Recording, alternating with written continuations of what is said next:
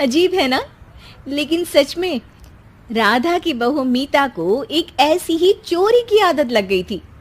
जहां वो कभी किसी होटल से चम्मच चुरा लेती तो कभी किसी दुकान से टॉफी। शुरू में तो उसकी इस आदत को कोई पकड़ नहीं पाया, लेकिन जब ये आदत बढ़ गई तो एक दिन मेरे पास कितना अच्छा कलेक्शन है चोरी के सामान का। ये ताज का चम्मच और ये देवरानी का चश्मा।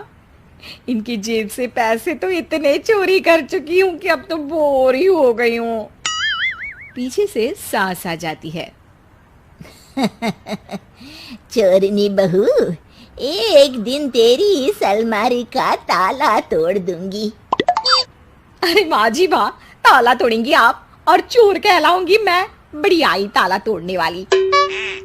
सास वहां से चली जाती है, पर बहू के हाथ में सास का हेयर क्लिप था।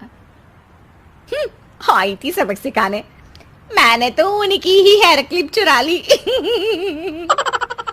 वो हेयर क्लिप जल्दी से अंदर रख लेती है। एक दिन मीता पति के साथ एक शादी में जाती है जहां कई लोग होते हैं। जाती तो बिना शॉल के है, लेकिन आते वक्त उसके हाथ में एक सुंदर सा लाल रंग का शॉल होता है। अरे मीता, ये शॉल किसका है? किसका है मतलब? मेरा ही है।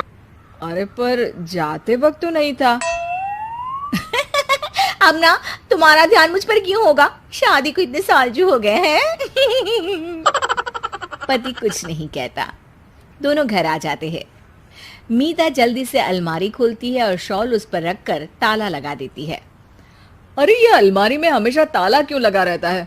मैं भी नहीं जानता कि मेरे ही कमरे की एक अलमारी के अंदर क्या क्या रखा है।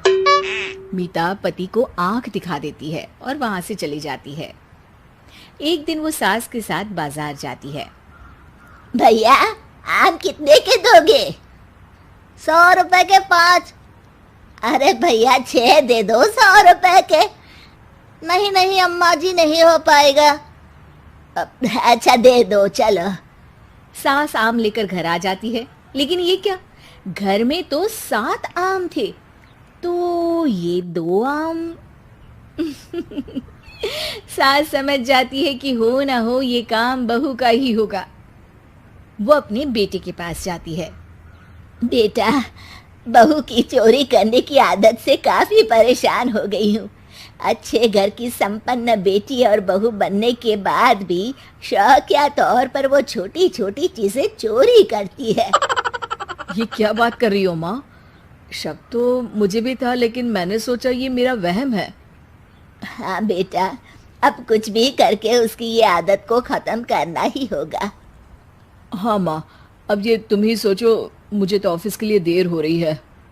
ये बोलकर बेटा तो चला जाता है, लेकिन सास का दिमाग चलने लगता है और जल्द ही उसे आइडिया भी आ जाता है। बहू चल, आज मुझे एक चश्मा खरीदना है, जरा मार्केट तक चलते हैं। हाँ हाँ माँ जी, चलिए ना। सास उसे लेकर एक चश्मे की दुकान में जाती है। आदत के अनुसार बहू एक चश्मा धीरे से चुराकर अपने पर्स में रख लेती है। दुकान के दरवाजे से बाहर निकलते वक्त, बहन जी आप अपना पर्स चेक कराइए। बहू सक पका जाती है। क्यों? मैं क्यों अपना पर्स दिखाऊं? मैं तो नहीं दिखा रही। ठीक है, फिर मैं पुलिस को बुलाता हूँ। अरे बहू दिखा देना, क्यों जिद कर रही है? कौन सा तूने इन लोगों का कोई चश्मा चुरा लिया है जो डर रही है? बहू धीरे से पर्स खोलती है, जिसमें से वो चोरी का चश्मा निकल जाता है। आपकी बहू चोर है, मैं अभी पुलिस को बुलाता हूँ, इसे सजा मिलेगी।